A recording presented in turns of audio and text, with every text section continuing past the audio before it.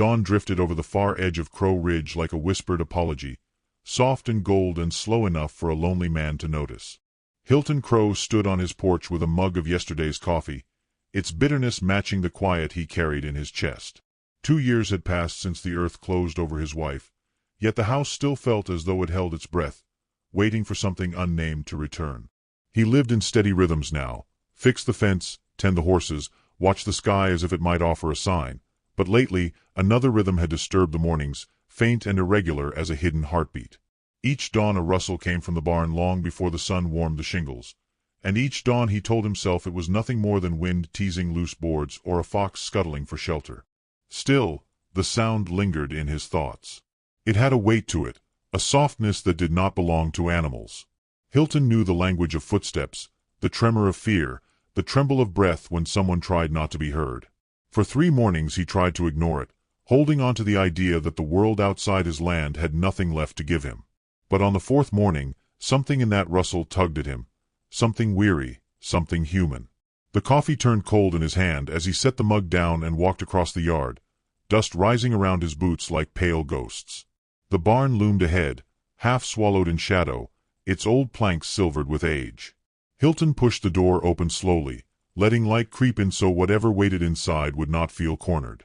The scent of hay mingled with damp earth, and in the far corner, tucked between a stack of feed sacks and a hanging saddle, a small shape pulled tighter into itself at his arrival. He stopped breathing, not because he feared danger, but because he recognized desperation. No creature hid like that unless life had become unbearable beyond hiding. Her face lifted, framed by dark hair tangled from sleepless nights. She could have been a spirit shaped from moonlight and dust, fragile yet shining with a strength that refused to die. Her eyes widened, black, quick, alert, like a startled deer caught between escape and collapse. A Chinese woman, thin with hunger, wrapped in a faded shawl that barely held off the cold. Slow movements revealed the truth. She had curled herself in hay not for rest but for survival. Hilton took a step back, giving her room, hands lowered to show he meant no harm. She tried to speak, but her voice cracked into silence. Her fingers clutched a wooden pendant hanging from a frayed cord, and for a heartbeat, Hilton thought she might disappear into the shadows again. But then her breath steadied, and she drew herself upright with dignity that wouldn't bend even under hunger's weight. He admired that before he could stop himself. "You've been here how long?" he asked gently, though the words felt intrusive in the hush. She hesitated, then traced 2 small marks in the dust with her finger. Days, perhaps 3 or 4. Hilton felt something living stir in him, the old instinct to protect rising like fire in dry grass. The world out here could be cruel, especially to a woman alone, and even more so to one who bore a face unwelcomed by townsfolk who feared anything unfamiliar. He stepped to a stack of crates and set down a small tin of biscuits he kept for long rides. Hunger overcame caution. She reached out slowly, ate even slower, as if her body feared hope. Hilton forced himself not to stare, focusing instead on brushing dust from an old saddle until his hands stopped trembling. The silence between them softened, shaped by a shared understanding. His grief, her fear, their separate loneliness winding into something that felt strangely familiar. A distant voice broke the moment. Old Martha Tiller's wagon rattled up the dirt road, her eyes sharp as ever beneath her bonnet. She spotted the open barn door and marched over, suspicion heavy in her stride. When she glimpsed the woman inside, her mouth thinned into something sour. Hilton felt his jaw tighten. "Hilton Crow, what's that foreign girl doing on your property?" she demanded, her tone carrying judgment like a whip. "Folks been talking. You shouldn't involve yourself in trouble that ain't yours." The woman shrank back at Martha's voice, her shoulders curling. Hilton moved subtly, placing himself between them, his stance calm but immovable. "She's hungry, Martha." "That's trouble enough," he replied softly, but his tone made clear the conversation was over. Martha sniffed, muttered something about shame, and tugged her reins before driving off in a plume of dust. Hilton waited until she vanished around the bend before stepping outside, leaning against the barn wall to give the woman space to breathe. He didn't push her with questions. He didn't ask why she chose his barn over safer places. He simply stayed close enough to offer protection, far enough not to crowd her sorrow. Eventually, she stepped toward the doorway, weak but steady. The sunlight caught her features, revealing bruises half hidden beneath her shawl. He noticed, then looked away so she wouldn't feel watched. Her voice came at last, barely more than wind. She said she walked for days after being turned away by townsfolk frightened by her heritage, her widowhood, her silence. When she saw his barn, she chose it because it felt quiet, untouched by cruelty. A place where no one yelled. Something inside Hilton shifted like an old gate finally giving way. The ranch had been waiting for a heartbeat not born of memory. Maybe she had been waiting for someone who listened without demanding. The air between them warmed with unspoken truth. As dusk approached, the sky flushing rose and violet, she sank down against the barn wall, exhaustion claiming her again. Hilton brought a blanket, set it beside her, and stepped back into the fading light. In that tender glow, her gaze lifted toward him, startled, hopeful, unsure. And in that single, fragile moment, Hilton understood the danger settling onto his land was not her presence, but what others would do if they discovered she had nowhere else to go. A sound echoed in the distance, hoofbeats, faint but growing. Hilton turned toward the road, and his heart tightened. Trouble was already coming. The hoofbeats faded by the time Hilton stepped back into the barn, though their echo stayed lodged beneath his ribs like a warning. The woman sat quietly where he had left her, hands folded in her lap, eyes lowered as though she feared she'd invited danger simply by breathing his air. Morning light filtered through the slats, brushing her features in gentle gold, making her look less like someone intruding on his land and more like someone the land itself had been keeping safe. Hilton exhaled slowly, reminding himself that kindness was not a crime, no matter what the world wanted to believe. He walked to the corner, picked up a small tin cup, and filled it from the rain barrel just outside. When he offered it, she hesitated, her fingers trembling before closing around the rim. She drank in tiny sips, each one echoing years of carefulness, the kind learned only when life had punished her for wanting too much at once. When she handed the cup back, she whispered thank you in a voice shaped like cracked porcelain. Fragile, beautiful, holding far more strength than it claimed. Hilton nodded, unsure what to say without startling whatever trust had begun to grow. He set a plate of warm cornbread on a crate near her, then stepped several paces away so she could eat without feeling watched. She waited until his gaze drifted to the rafters before taking her first bite. Hunger softened her expression, humility settling into her posture like a long-lost companion. Hilton pretended to examine a bridle to give her privacy, though his hands barely moved. He was listening to the settling of her breath, the faint rustle of fabric as she shifted, the quiet presence of another soul in the space where silence had once ruled him. After she finished, she rose unsteadily and began gathering loose hay into neater piles. Hilton moved toward her to help, but she lifted a hand, gentle, polite, asking silently to let her do this herself. He stepped back again. She cleaned with methodical grace, as though tidying the barn was less a task and more an offering, her way of repaying shelter she feared she didn't deserve. When she finally lowered herself to rest, Hilton noticed the cuts on her knuckles, small but raw from walking far more miles than any person should walk alone. He fetched a small tin of salve from the house. When he returned, she studied it as if unsure it was meant for her. He unscrewed the lid quietly and set it near her, not touching, not urging. A moment passed. Then she dipped her fingers in and tended to her hands, her face softening with relief as the balm eased the sting. It was a simple thing, but Hilton felt the shift in the air, a tiny bridge forming between them, fragile yet real. Later that day, she followed him outside, keeping several feet behind, her steps cautious on the uneven ground. She watched him check the fence line, then lightly touched a broken rail. Her gesture asked a question without words. He nodded, handing her a smaller hammer. Together they worked, their movements finding a quiet sync. Dust rose around them in warm late-spring light, drifting like slow-falling feathers.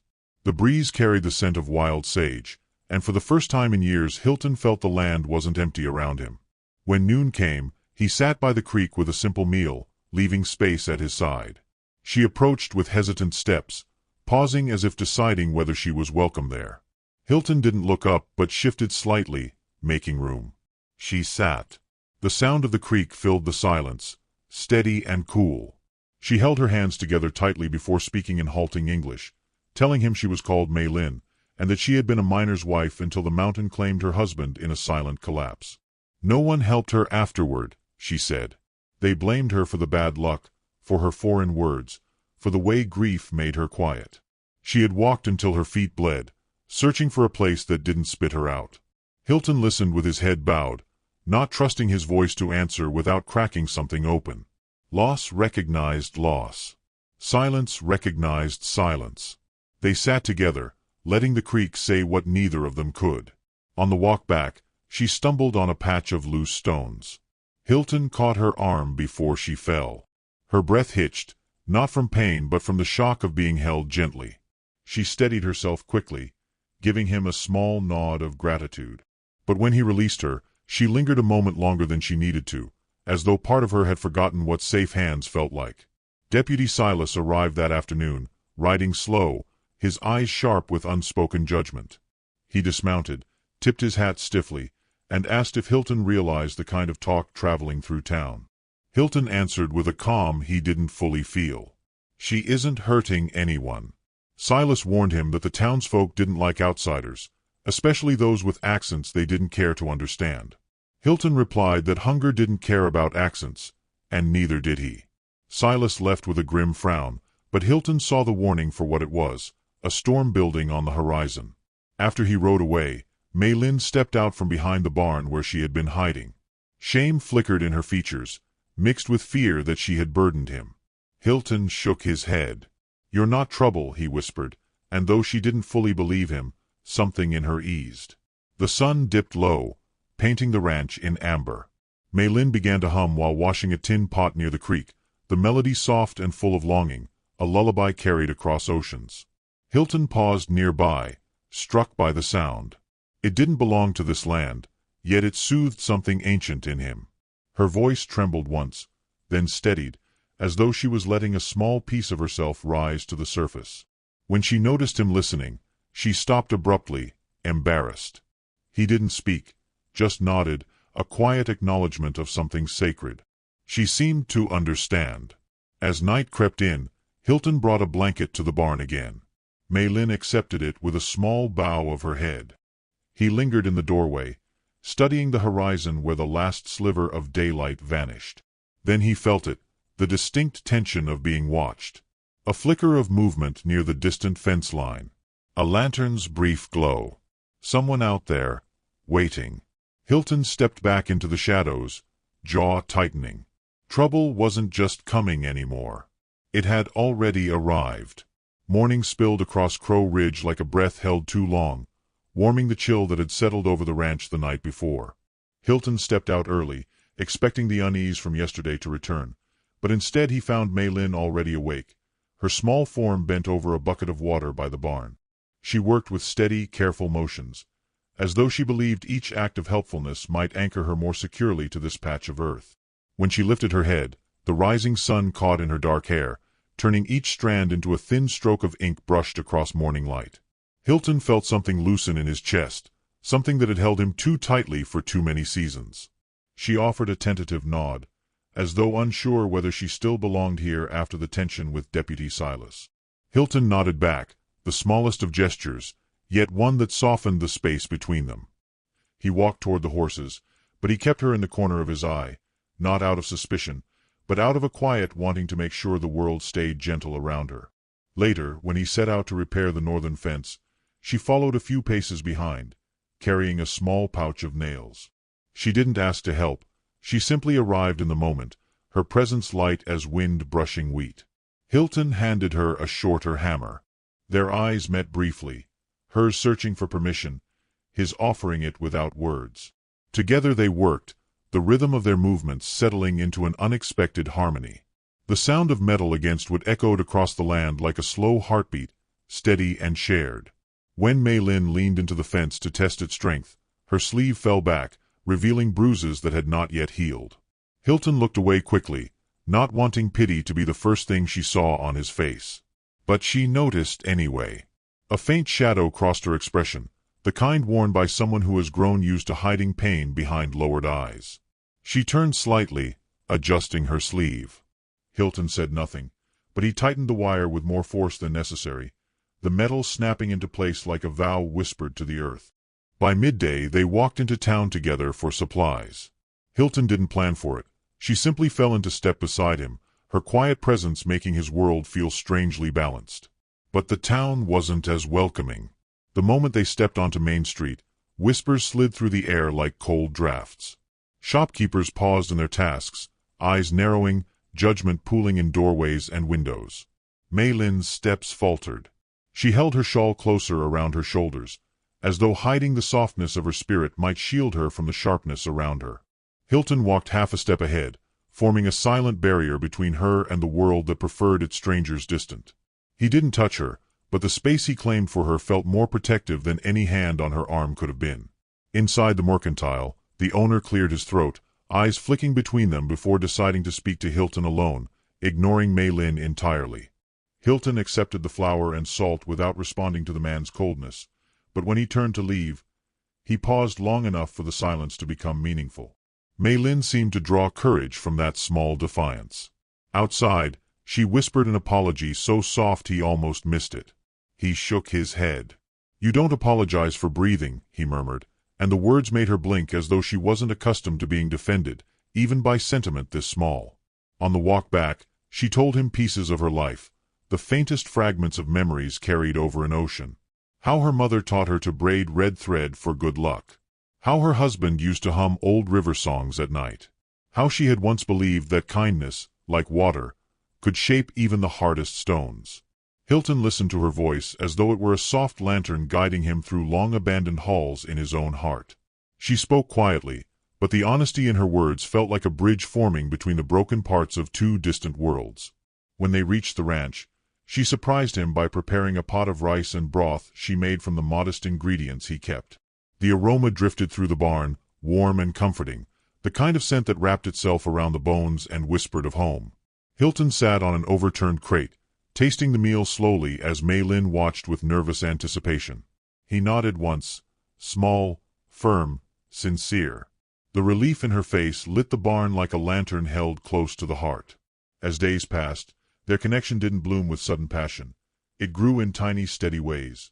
The way she folded his shirts with a tenderness that stilled him, the way he repaired her shoes without asking, the way she hummed while sweeping hay, her voice weaving warmth into the rafters. Each act was quiet, but each carried weight, shaping the empty spaces of his life into something gentle. But the world beyond their little sanctuary wasn't quiet. Old Martha Tiller continued to spread rumors. The talk grew louder. Hilton had taken in a foreign widow, Hilton had lost his mind, Hilton was inviting trouble.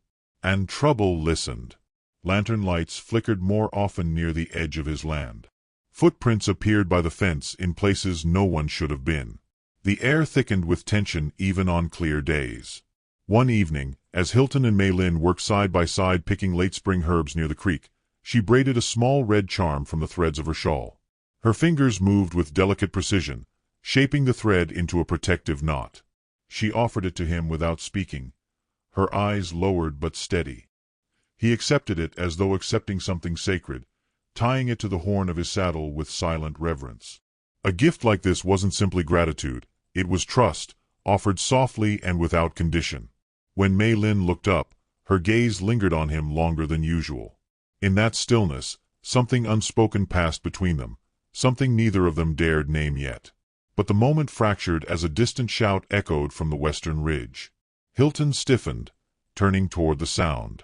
Lanterns bobbed beyond the fence line again, more than before, moving in restless patterns like predators circling. Mei Lin's hand hovered near his sleeve, trembling. Hilton stepped in front of her instinctively, shoulders squared, jaw tightening. The hearts stirring on this land were no longer the only ones awake. Someone out there was coming closer, and this time they weren't hiding their intentions in the dark. Night rose like a slow exhale across Crow Ridge, the sky bruising into violet before sinking into deeper blues that held the world still. Hilton sensed trouble moving through that stillness long before he saw the lanterns weaving toward his land again. The wind that had softened the afternoon now carried a sharper edge, brushing against his skin like a warning. Mei Lin stood near the barn doorway, her shawl gathered tightly around her shoulders, her eyes reflecting the flicker of those distant lights as if they were memories returning to claim her. She whispered his name so quietly it might have been mistaken for a shift in the breeze. Hilton's jaw tightened in answer. He walked forward, not fast, not slow, but with the steady, grounded steps of a man choosing where he stood before the world tried to choose for him. The lanterns approached in staggered lines, carried by the rough silhouettes of men who believed righteousness lived in their fists. Deputy Silas rode at the front, shoulders squared, hat pulled low. When he reined in, the horse pawed the earth as though it too felt the tension spilling from the men behind it. Silas didn't bother with greeting. His gaze slid past Hilton to Mei Lin, sharp and cold as the steel on his belt. "We're ending this tonight, Hilton," he said, voice flat. "Folks won't tolerate her on your land. It ain't proper." Hilton's voice came back calm, quieter than the night but firm enough to anchor the shifting wind. "She's not harming anyone. She's merely trying to survive." Silas huffed, not with humor but with frustration honed by fear. "Surviving ain't the same as belonging, and you know it. She's stirring things up. Men are angry. Women are talking. Town's uneasy. And an uneasy town is a dangerous thing." Mei Lin stepped out then, small but straight-backed, her shadow stretching long across the dirt. Her hands trembled, but her gaze did not. She murmured that she would leave if her presence harmed him, that she never wanted trouble planted on soil already burdened by grief. Her voice wavered only once, when she said she had walked enough roads alone, but she would do it again if it protected him. Hilton felt something in him wrench sharply, a pain that didn't belong to fear but to the thought of losing what had only just begun to warm the cold edges of his life. He stepped between her and the crowd, his shoulders broad enough to block their view, his presence delivering a message louder than any words he could offer. "She's not going anywhere," he said, each word carrying a weight he hadn't spoken aloud until now. A murmur rippled through the men.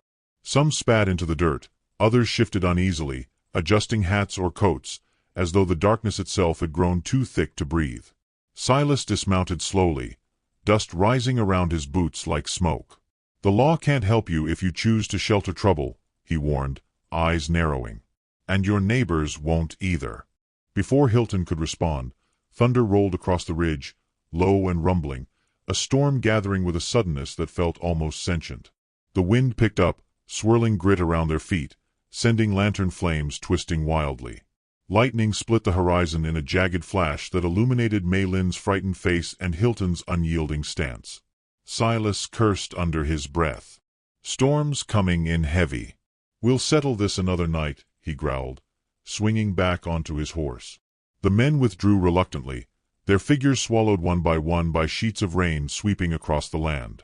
When the last lantern disappeared, silence fell so abruptly it felt hollow.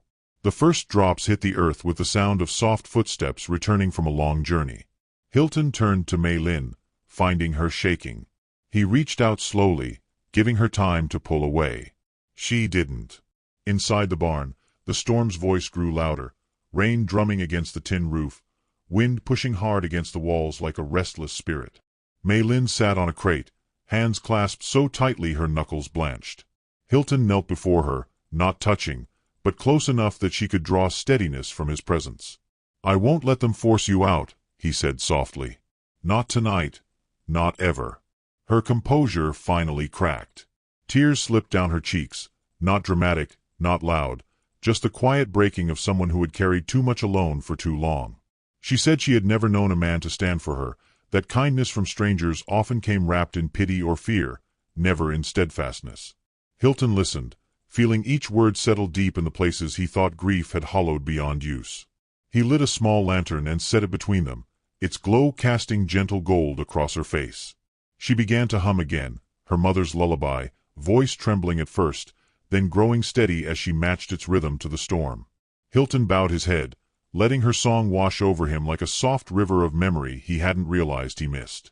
When she finished, her hand lifted slowly, hesitant, as though moved by instinct rather than thought. She touched his hand, barely more than a whisper of contact. Hilton turned his palm upward, allowing her fingers to settle fully against his. The touch was simple, tender, and laden with meaning neither dared speak. The storm raged outside, but inside something quieter took shape, something that felt like the start of healing. They sat together, listening to the wind tug at the world, two souls stitched together by necessity, trust, and something deeper they hadn't yet named. At last Hilton stood, glancing toward the house where warm lamplight flickered faintly through the rain. The barn roof rattled under wind that threatened to break through. He looked back at Mei Lin, her small figure dwarfed by the shadows, and understood with absolute clarity that leaving her here was no longer an option.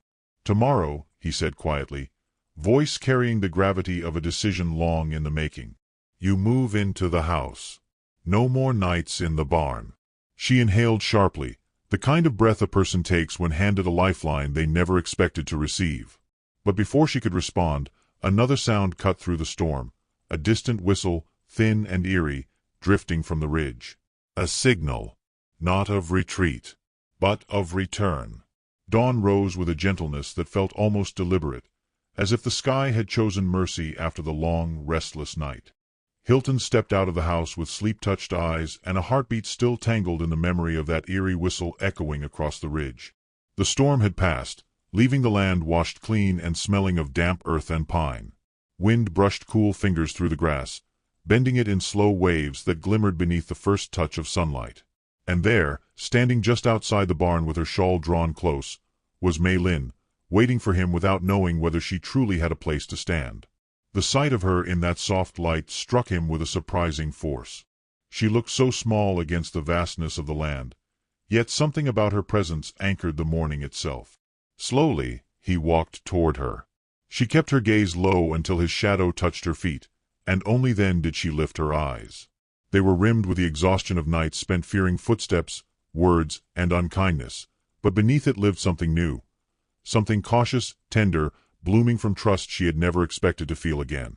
He told her the house was ready. He tried to say it plainly, but the words carried more meaning than either of them let breathe. Her hand clutched the shawl tighter, a reflex born from too many years of uncertainty. She whispered that she didn't wish to cause him more trouble. He answered softly that the trouble wasn't hers to carry alone, nor was she to shoulder the weight of people's anger by herself. The world had taken enough from her. Let this be different. She hesitated in the doorway of the house, trembling at the threshold like someone standing before a temple she wasn't sure she was allowed to enter. Hilton stepped aside, not touching her, simply offering space. When she finally crossed into the small spare room he had cleaned the night before, her breath trembled at the sight of the simple bed, the folded blankets, and the small vase of wildflowers he had placed on the table without fully understanding why. Her fingers brushed the petals lightly. They bent beneath her touch but did not break. She murmured that no one had ever prepared a space for her with care. Not even in her marriage. Hilton lowered his gaze, humbled by the quiet enormity of what such a gesture meant to her. The day unfolded slowly, as though giving both of them time to understand the shift happening between them. Mei Lin swept the kitchen with careful strokes, learning the rhythm of the wooden floor. She brought him tea made from dried herbs she'd been saving for months. He repaired her torn shoes, working with hands steadied by the thought of easing her burdens. They moved through the house like two currents learning how to flow around each other without collision, each act of closeness soft and unhurried. But peace was never meant to last without trial. As midday approached, dust rose from the road in the distance. 3 riders approached, their silhouettes stark, purposeful, and carrying the weight of last night's unfinished threat. Hilton felt the storm return inside him, not of rain but of resolve. He stepped outside before the riders reached the porch, his stance unyielding, his shoulders squared with a protectiveness he no longer tried to hide. Deputy Silas was not among them, but the men carried the same bitter certainty. They dismounted heavily, boots thudding against the earth. The leader, a broad-shouldered settler named Briggs, spat into the dirt before speaking.